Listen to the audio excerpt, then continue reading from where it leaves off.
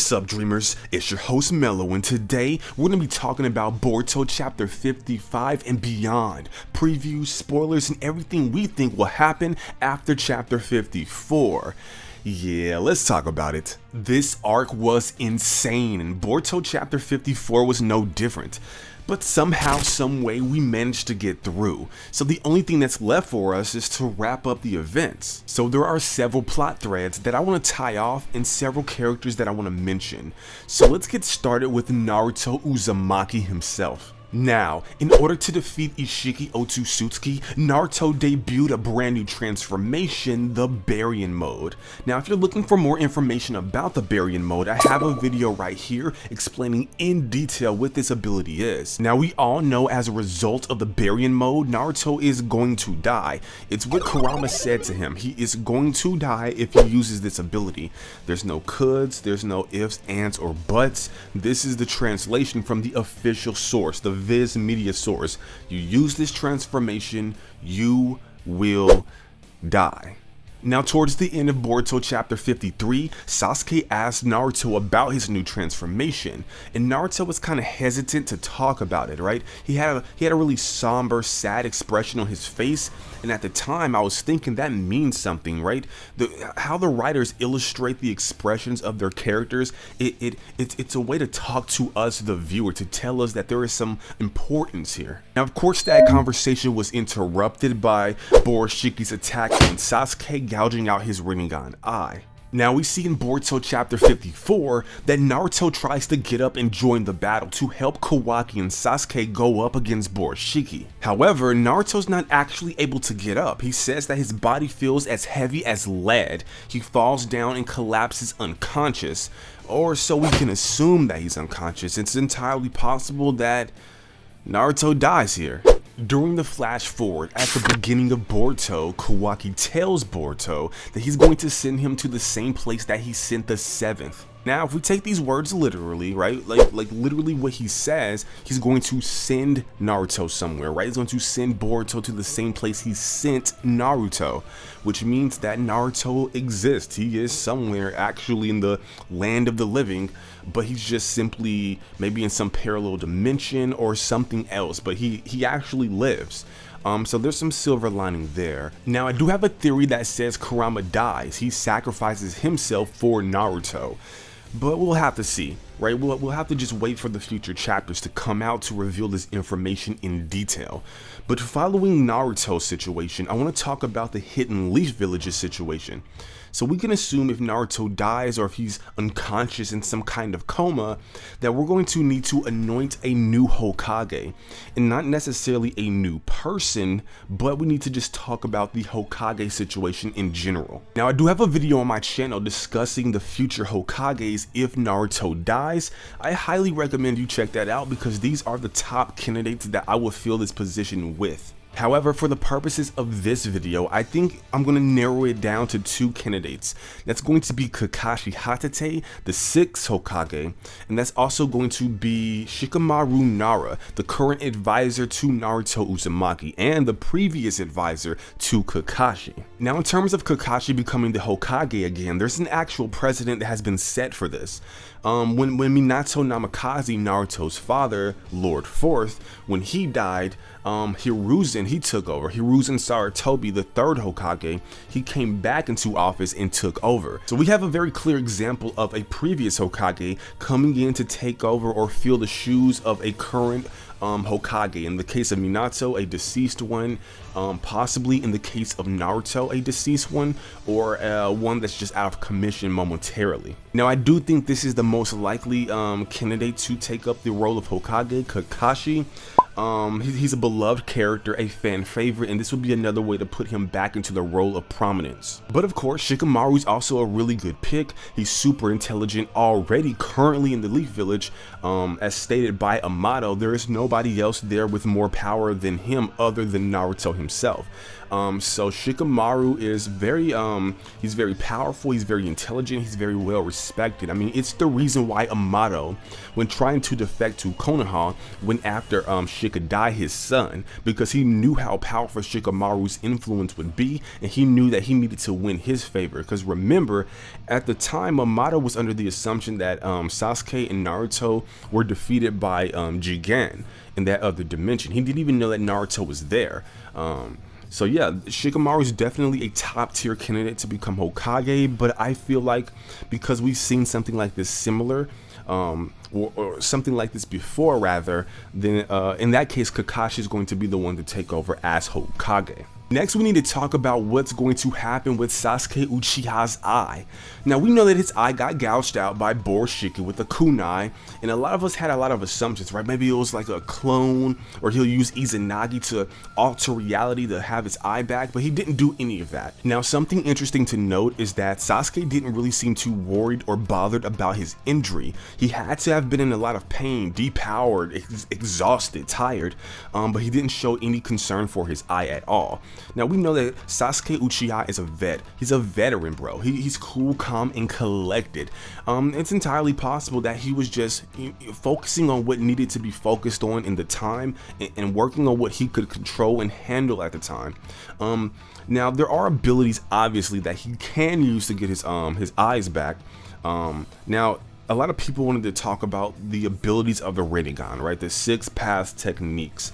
A lot of those techniques, outside of the ability to summon the King of Hell, in whatever regenerative properties that ability allows the user to use or implement, you know, the attraction and repulsion abilities, the absorbing of chocolate, all these abilities are powerful in their own rights, but they don't actually serve the purpose of healing. And if the eye is destroyed, how can he use those abilities to begin with, right? There's also a very interesting little theory that I'm working with, and it goes something like this, right? Sasuke's Rinnegan eye manifested as a result of him receiving 6 path chakra, right? 1/2 of Hagoromo's chakra. Now, if the eye is destroyed, that doesn't necessarily mean that Sasuke still doesn't have 6 path chakra. It just means the manifestation of that of the chakra itself is gone, right? So it's entirely possible that he still has the chakra without the eye. With that said, we know that Naruto, when he received 6 path chakra, he gained healing abilities. Now, we didn't really see this implemented later on in the series. I think it was kind of written out, but it's entirely possible that they can write in something like this for Sasuke, and Sasuke knows about these abilities and he just simply hasn't used them. One of my critiques for Boruto for this era is that they haven't really given Sasuke or Naruto any new techniques or abilities. They're pretty much rehashing everything that we've already seen in the current generation, in Naruto Shippuden and so on and so forth. So I think this would be a really good idea, a really good opportunity for the writers to implement a very powerful ability for Naruto, or Sasuke in this case, the ability to heal himself using his 6 path chakra. And there's also this. During Boruto Chapter 54, Sasuke notices that Boruto's injuries were healed, right? Now, it was really interesting to me that they actually mentioned Momoshiki's healing abilities, because we already knew that they existed, right? We have seen this happen previously, or at least through the use of the Karma Seal. And the Karma Seal, it's directly tied to Momoshiki, right?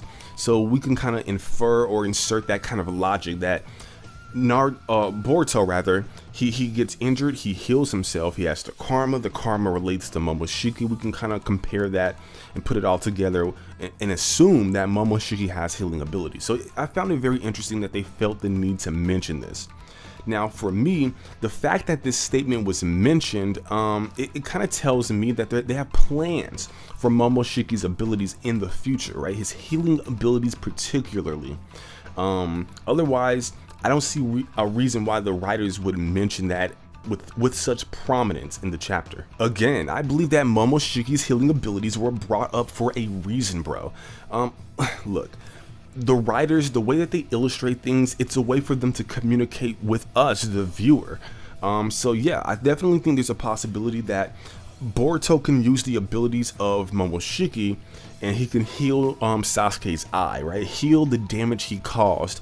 Not really him, but what happened at his hand. Now, since we're on the topic of Boruto, I think it's important to mention the statements that Momoshiki made about the karma. Now, of course, in Boruto Chapter 54, Momoshiki talks about the karma seal and how even though the karma was removed from Kawaki's body, it had progressed to about 80%.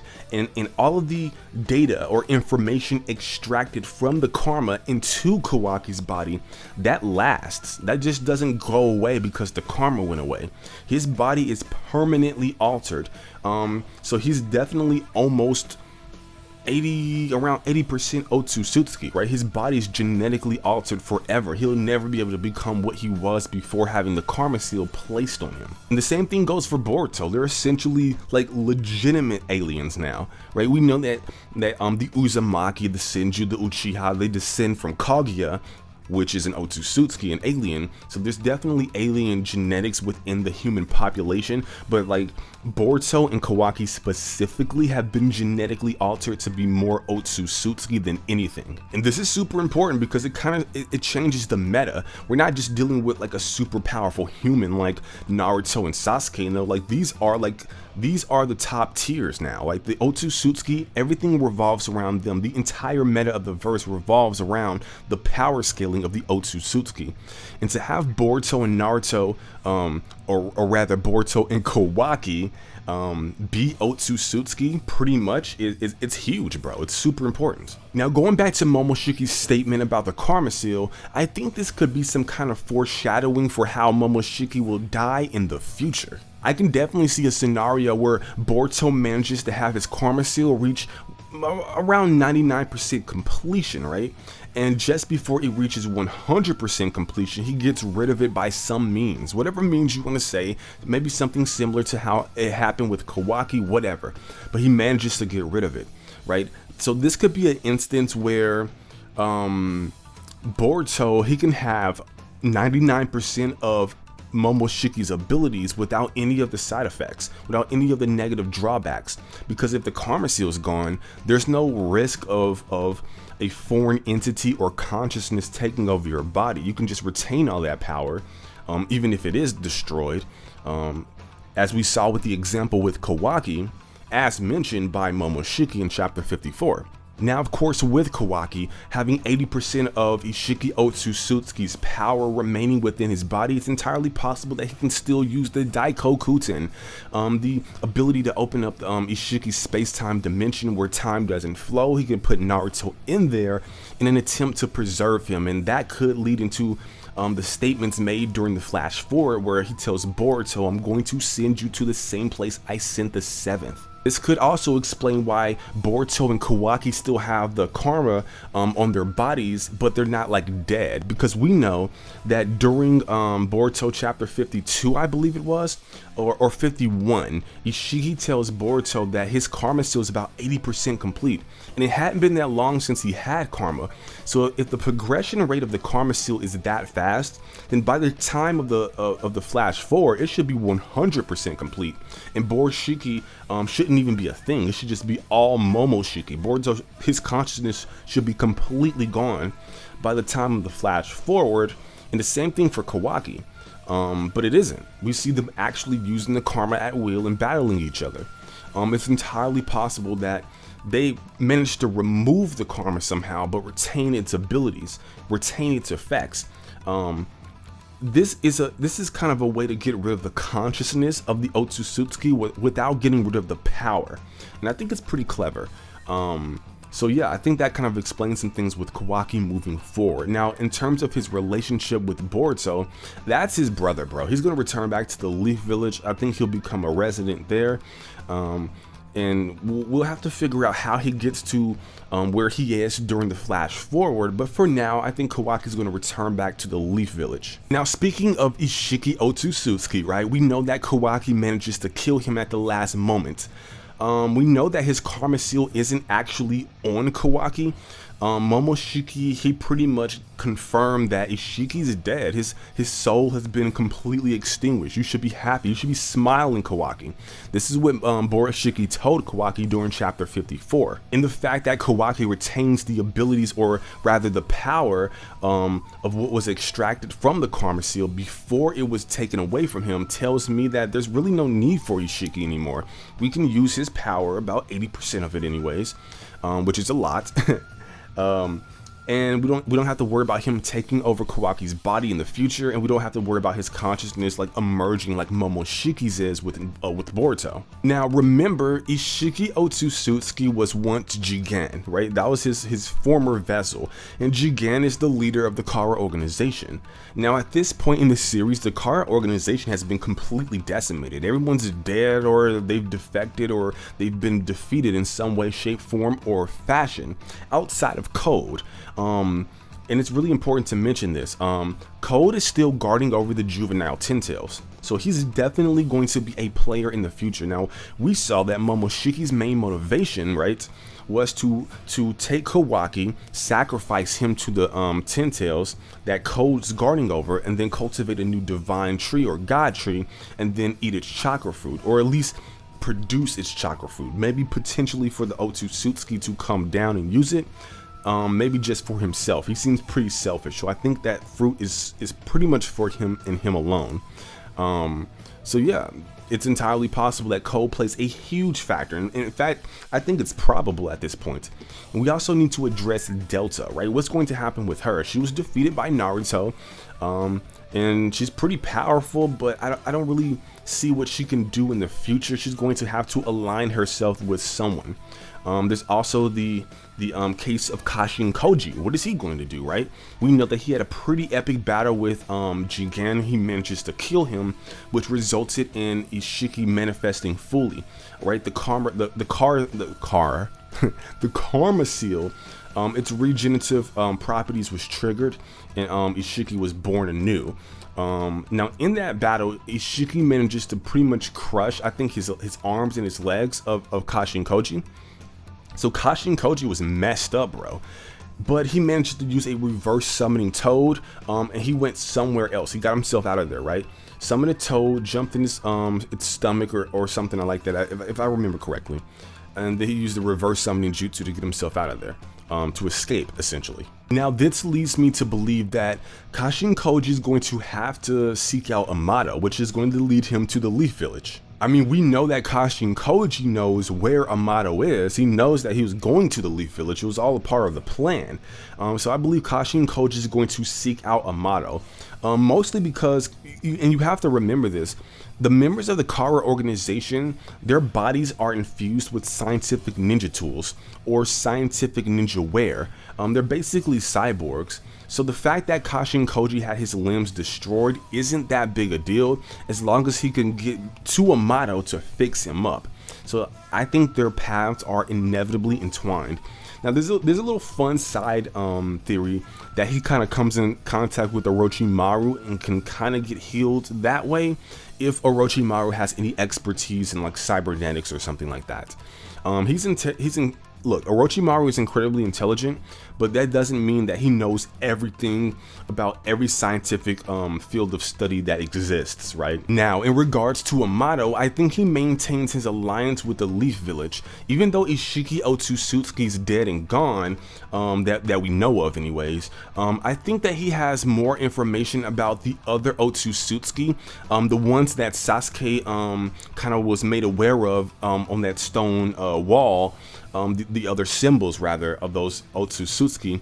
I think he has knowledge about them. He had such intimate knowledge about Ishiki and how his abilities worked, and he has so many theories that I think he's been made privy to a lot of information. And this is a question that I've always had about the Kara organization.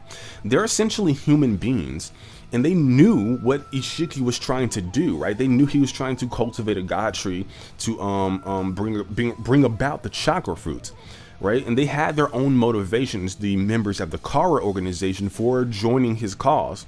And one of the things I speculated was that they knew the world was going to end, and they were trying to, carve out their own little their little place in the new world, right? Hey, look, this god tree's coming. Like, these guys are gods, they're powerful, we can't beat them anyways. He wants our help. I might as well align with the winning team. So I think Amato definitely knows about some kind of Otsutsuki invasion, or the other two Otsutsuki that Sasuke discovered, or at least was alluded to discovering about in previous chapters. I think Amato is going to still serve the same function that he always has, right? To relay information, to provide us with an information dump about what's going to happen in the future. So I think his role is extremely important, and I think he maintains that relationship with Konoha. Now, I could definitely see a situation where Kakashi, he becomes the Hokage in Naruto's absence. Let's just assume that Naruto's in a coma, right? Let's be a little optimistic about this. Naruto's in a coma, Kakashi becomes the Hokage, Shikamaru is his advisor. Cool, right? Now, everyone's under the assumption that the immediate threat in Ishiki Otsutsuki and the Kara organization, it's done, right? Like, code is still out there, right? And I think Amato will relay that kind of information to them. Like, no, Kara is pretty much broken up. They're not what you need to worry about. Like, Amato's gonna be like, you need to worry about these other Otsutsuki. And I think Amato's going to serve the function of ushering in the next big threat, right? The next big bad. And it's obviously going to be another Otsutsuki, because that's just where the meta revolves around. That's just the power tier that we're dealing with. So I think that's the role that he's going to serve. Now, of course, we need to deal with Momoshiki, right? And this chapter 54, was really important because, one, we learned that the only reason why Momoshiki's consciousness is manifesting and taking over Boruto's body is because Boruto is allowing his chakra reserves to dip too low. And once he does that, Momoshiki can surface, right, and take over. So now that we know this information, now we know how this is happening, I think they're going to take measures, Boruto, Sasuke, to make sure that, we boost Boruto's chakra reserves, so that he can have a little bit more to work with. And I think this is going to result in him using more than like 4 shadow clones in the future.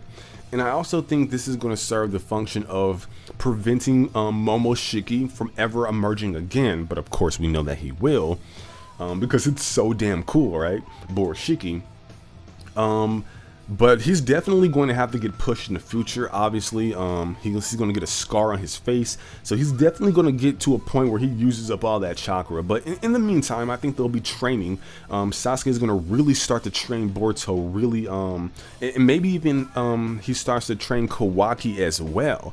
I think that would be pretty interesting as well, with Naruto out of commission.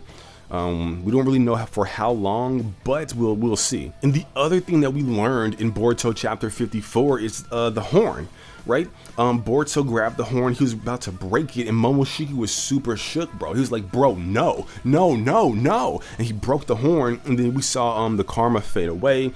And along with that, Momoshiki's consciousness went back into suppression, went back to be dormant. Yeah, that was really interesting. That could be foreshadowing a future weakness of the Otsutsuki. Kind of like how the Saiyans from Dragon Ball, their tails are their weaknesses, at least the lower class warriors. It's entirely possible that Momoshiki or Ishiki or whoever is a low tier Otsutsuki or something in comparison to like what we'll see in the future, and that if you break their horn, they lose their abilities or something like that. Now, of course, there is some pushback against this. Sasuke managed to break Kinshiki's horn during Boruto the movie, and also in the Momoshiki invasion arc, right, in Boruto the anime. So that was really that was a really interesting little tidbit there. But who knows? Maybe it's something they're writing in. Maybe it's something specific to Borushiki's condition, and it doesn't really affect the Otsutsuki at large. We will have to see, but I just wanted to mention that. I thought it was pretty cool. But yes, leave a comment down below letting me know your thoughts. I love reading you guys' theories. You come up with some clever stuff. I love the pushback you give for my theories as well. It helps the community build better and more cohesive theories moving forward in the future. Also, if you're new to the channel, think about subscribing, hitting that bell icon for notifications, and liking the video to support the Dream Team. Join the Dream Team. We will be very happy to have you over here. As always, people, as always, thank you so much for your support. I'm your host, Mello. I'm signing out. I'll catch you on the next one. Remember, guys, never stop dreaming. Oh, yeah.